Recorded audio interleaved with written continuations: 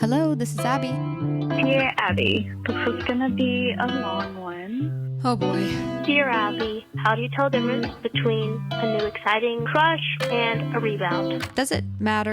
Dear Abby. Dear Abby. Dear Abby. Welcome to our little corner of the internet. This is the Dear Abby podcast. I hope you stay and hang out with us. See you in a sec.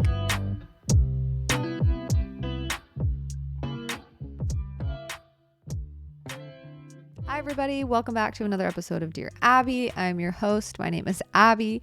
Welcome back to my podcast. I hope you are having a beautiful, wonderful day or had a beautiful, wonderful day.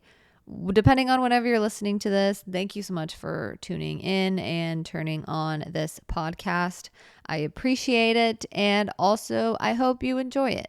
Thanks for tuning in. Today, we are talking about a couple of things, but the main thing we're talking about is being yourself. This has kind of been a similar theme to what I've been talking about the past couple of episodes, but I really wanted to jump in with a couple of different aspects of being yourself. Like, what does that even mean when people say, just be yourself? Sometimes that can feel really broad. So I wanted to break it down in terms that for me actually help me understand what that means and why that feels important and how to actually do that. And in what circumstances, like what does that mean to me? So that's what we're talking about today. And I think with that comes some hardships, or with having OCD, that comes with hardships, or having anxiety or depression or struggling with anything very heavily and deeply with mental health.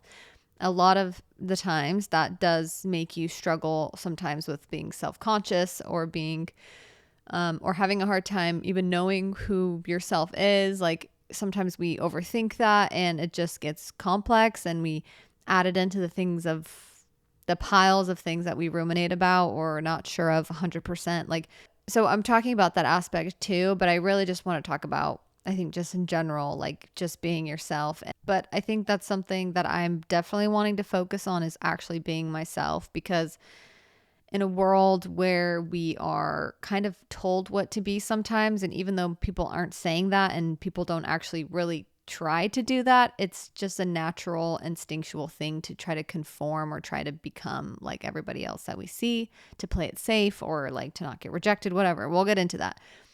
But first, before we dive deep into that, I wanted to start a new thing for this year, and that is going to be a segment that a short, sweet segment that I will call In the Details. And what I wanted to do with this little segment is I wanted to focus on one thing from the past week that I've noticed, that I've become aware of, or that I'm kind of searching for, that I'm grateful for, but kind of break it down into the details. Because for me because the way that my brain works is I'm talking to myself a lot. I talk to myself a lot, have conversations in my head with myself, which I don't know what that means. And I think also with having OCD, sometimes like the other side of that coin can be, or the same side, you're very scrupulous. Like you pay attention to the details. You're very attention to detail oriented. I've always been told that by people, even people I work with, like I'm good at attention to detail. I think that's one thing that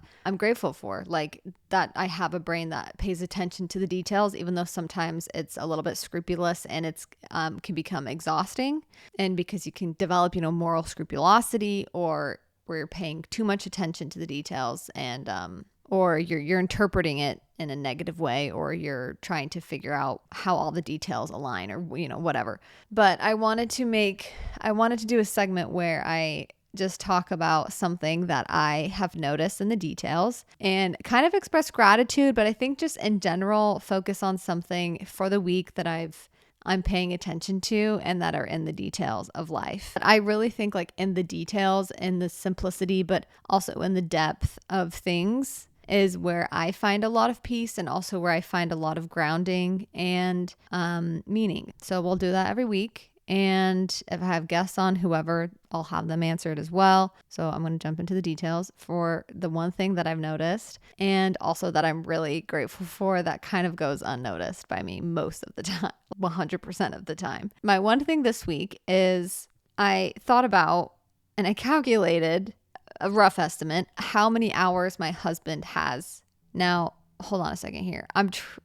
This is vulnerable of me. I'm not sure exactly how to say this, what the correct grammar is of trying to express how often I calculated how often my husband has driven us around, how often my husband drove us around last year. I think those are correct.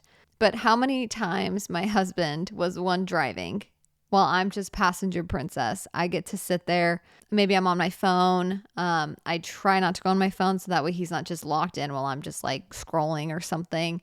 I really am a passenger princess because he always drives and he has a nice truck, which is not necessarily for me at all, but it's nice, it's comfortable. But I always just get to sit in the passenger seat while he's focused, he's honed in, he's protecting us on the road, maybe rage baiting some people on the road. You know, even if sometimes the way that he drives bugs me, I'm focusing on the positive and I'm just grateful that he drives for me. Like, all joking aside, I really it makes me feel a lot sweeter towards him when I am like, okay, what is he actually doing for me? Well, he always drives. And he always opens the door for me. And I'm grateful for that. Sure, can you argue that he drives because he doesn't trust my driving? Of course. Would that be a valid argument? Of course.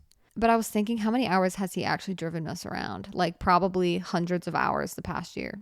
Because I'm talking road trips. Like, road trips, I never touched the wheel. The only time I ever touched the wheel was when we were driving from California. Was when we had to drive from California to Arizona for Christmas last year, right after he got his surgery on his collarbone, and he was heavily medicated. And so I had to help him out.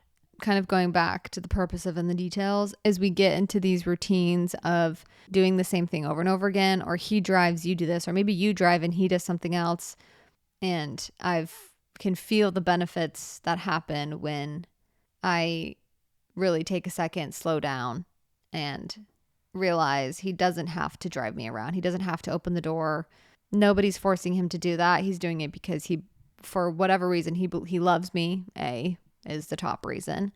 B, he believes that it's good as a man to do that, and he wants to do, a good thing. He wants to do what he feels is right, which might be driving, protecting, whatever it is in their little man brain. After 1 year, we've almost been married a year. I've learned a lot about myself, a lot about him, just being married versus just dating or engaged.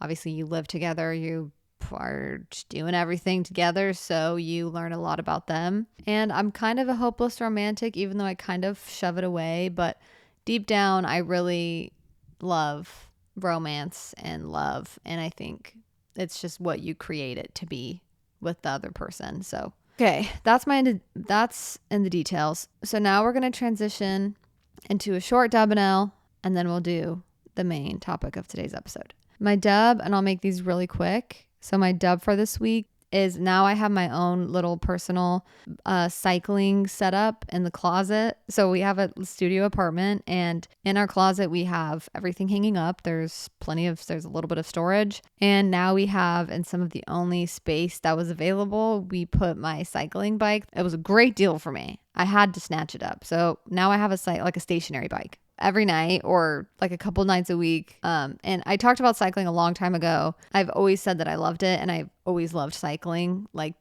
just being on a stationary bike, being outside. I just like that exercise. It doesn't hurt as much as running, but I still feel like it's good for my cardiovascular system.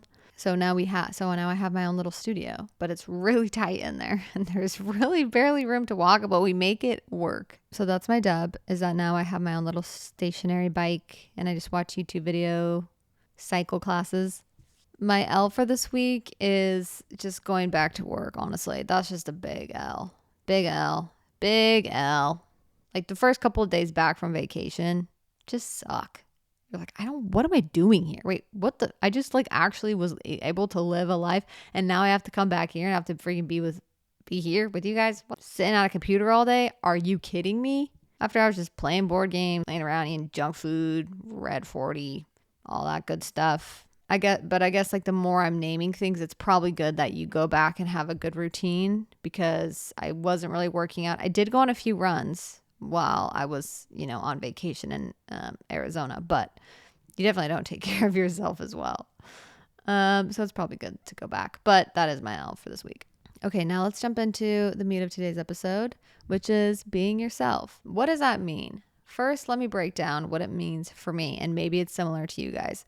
What it means to me to be yourself, and this is what I struggle with, is to be and act and joke and speak and be honest in front of other people as much as you would be with yourself or alone or with somebody that you can be yourself with naturally. So that's, and that's not like all the definition is for me, but that's a good chunk of it. I think it's like the action of being yourself.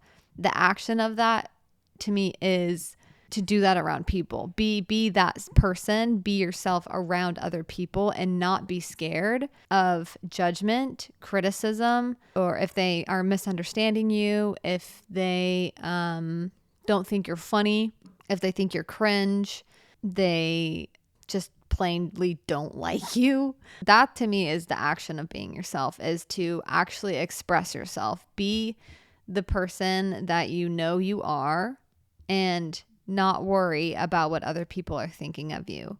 You know yourself. And sometimes when we struggle mentally or when we struggle physically with something chronic or even just for a short spout of a time, when you're struggling, you do become more self-conscious. You maybe don't feel like you're liked. Maybe you don't feel like when you talk or when you joke or when you say anything that anyone cares or that anyone thinks it's funny or anyone wants you to keep talking or keep joking. And our brains, first of all, can really, really lie to us about what everybody in the room is thinking of you. So first and foremost, let's start there. Including if you think everybody loves you all the time. I hate to burst a bubble, probably not true. But even if you're like the nicest, kindest, coolest, funniest, down to earth, chillest, whatever person, there's going to be somebody that's jealous, so they're not going to like you. They're going to have the feeling of dislike towards you. And that's a hard thing to sit with. It can't be. For some people, they don't mind it. For me, that makes me hurt physically. My heart is hurting right now. Thinking of somebody hearing me talk and being like, I don't like what she's saying and I don't want to be around her anymore. That is a brutal feeling. It does not feel good. But if we're giving up who we are, like some of the things that we think make us shine and that the people that love us think make us shine, if we're kind of dimming that so we're liked by everybody, we will regret that later on in life. Like eventually you will regret putting on a show for people, or you will regret acting like somebody that you're not. I feel like sometimes I do this. I very much do this with new people, and I'm kind of myself a little bit, but I feel like I still have to act like somebody else a lot because I might feel like I'm too weird, or I might feel like they're not going to get my humor.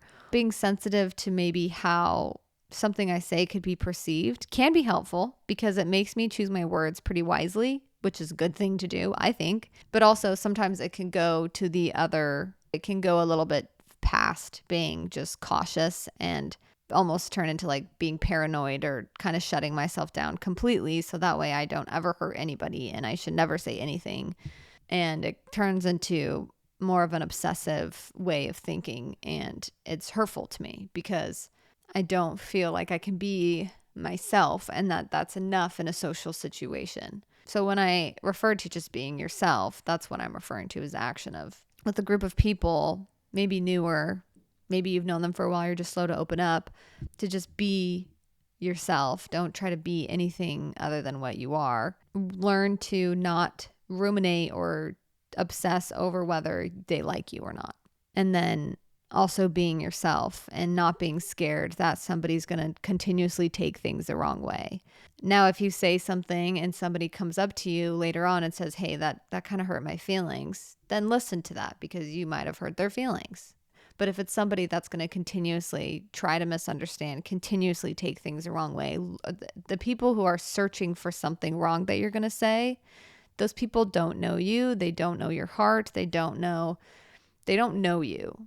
So those people should not be the dictators of when you can and cannot be yourself. Like sometimes when I'm closing myself off or when I'm trying to be something I'm not. I visualize being myself in like 20 to 30 years, being with the same people I'm with now, like friends, family, whoever it is. And what if I'm never fully myself, or I never express, myself? I never act like myself. And I kind of put myself in my shoes in 20 years if that was the case. And it would feel so sad because there would be a lot of time in that was lying, I guess, or putting on a mask. And if I did that, I'd miss out on what was for me, what was in the future for me, what opportunities could I have gotten if I was just true to myself and what I wanted to do, who I wanted to be, my quirks, my, whatever it is. That being said, I think another actionable thing to being yourself is, and I think this comes with a lot of experience and understanding with ruminating about who you are or about what things are, what they mean with having OCD. I think sticking to your values. Once you kind of get an understanding of yourself in some capacity, don't overthink your values. You can trust yourself that you know what you value, and don't keep ruminating or don't keep changing your mind over and over again until something, changes everything and all of a sudden everything feels fixed. I think that's very much like an OCD trap, an obsessive compulsive disorder symptom or trap, is keep changing and doing all of these million different things to try to then finally have everything click into place, or then you're finally going to be happy forever, or you're finally going to understand everything. When if we keep ruminating about the same things over and over again, we're not going to get any more answers. And also we're going to kind of get further from ourselves and from our innate selves and how we actually instinctually feel. And I think intuitively versus, I think more intuitive than instinctual. When we overthink who we are, that's when we can become self-conscious because we don't feel sure about who we are. So we feel less confident on acting, and we feel less confident acting and being ourselves. And then I think another point and another important factor to think about is with social media at our fingertips, with Pinterest, with Instagram, TikTok, Facebook, sometimes YouTube. Like there's a million different places that we see other people. I talk about comparison all the time. We definitely compare ourselves to other people that we see, their life, their money, their success, their funniness, like their humor, their whatever it is. Within that comparison, also, not only does it, steal your joy, comparison is a thief of joy, but it also makes us almost, I feel like subconsciously, for me at least, it makes me feel like I need to become the person that I look up to.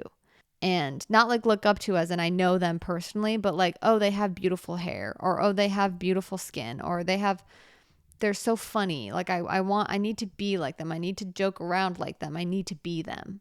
I think we get really, and I think we're kind of scarily used to getting inspo from others, but sometimes to the point to where we kind of feel like we need to become somebody that we look up to or that we're inspired by. But you don't need to become anybody that you're inspired by. You can have traits like them. You can develop habits that they have, but your goal should not be to become like somebody that you follow, to become an influencer that you follow, to become a YouTuber that you follow. You can be inspired by them, but you don't need to switch your taste for what's trendy. You don't need to switch your taste for what the person that you look up to online is doing and then do everything that they're doing because you want to be like them.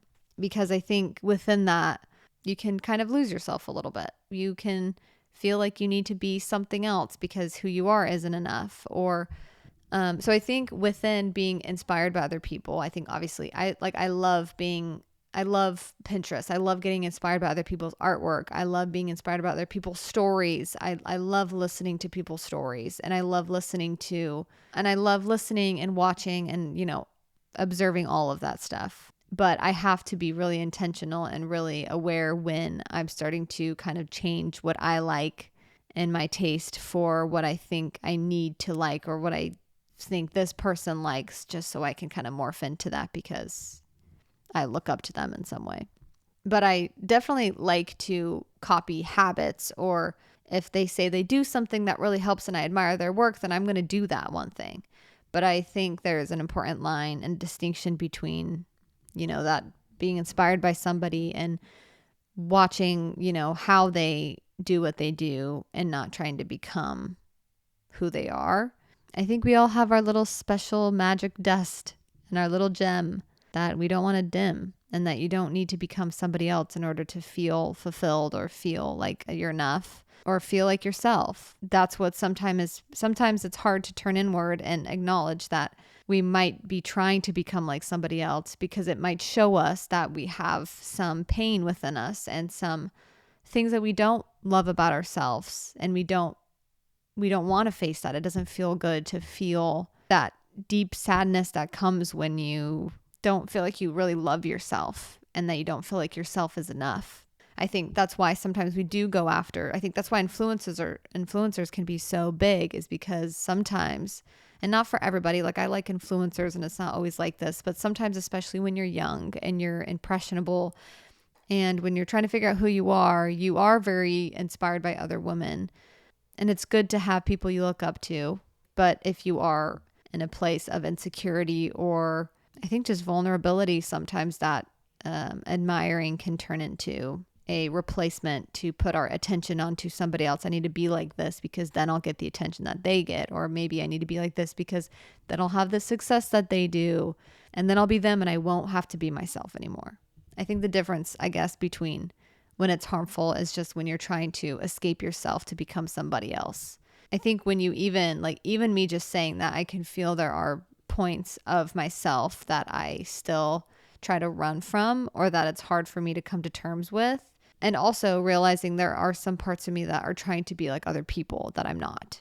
And I don't have to be somebody else. I just have to be myself. So in a world where we're constantly looking at what other people are doing, how other people are, we can learn from them. We don't have to become them. And I think that's a point where we can become self-conscious because we're getting further and further from ourselves. And so we're then kind of abandoning ourselves to become somebody else.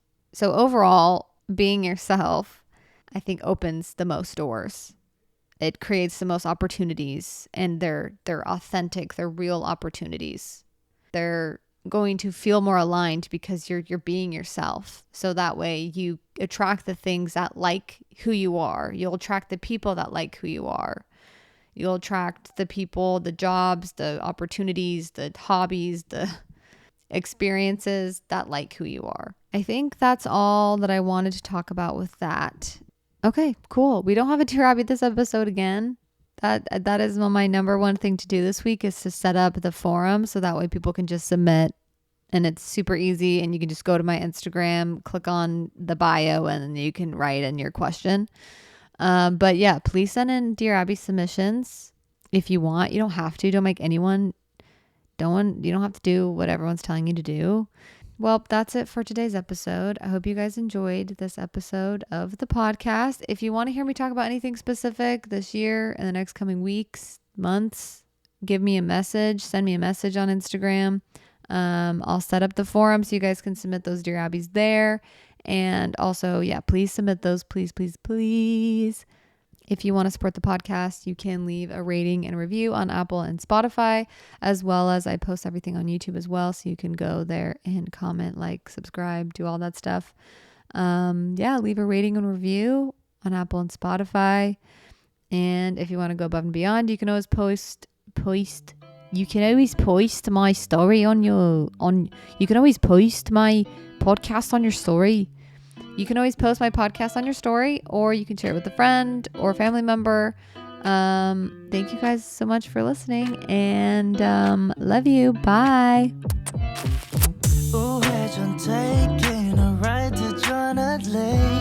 눈치 보면서 들어가야 할 때 찾아 나머진 바빠 개설레임 바꾸는 사람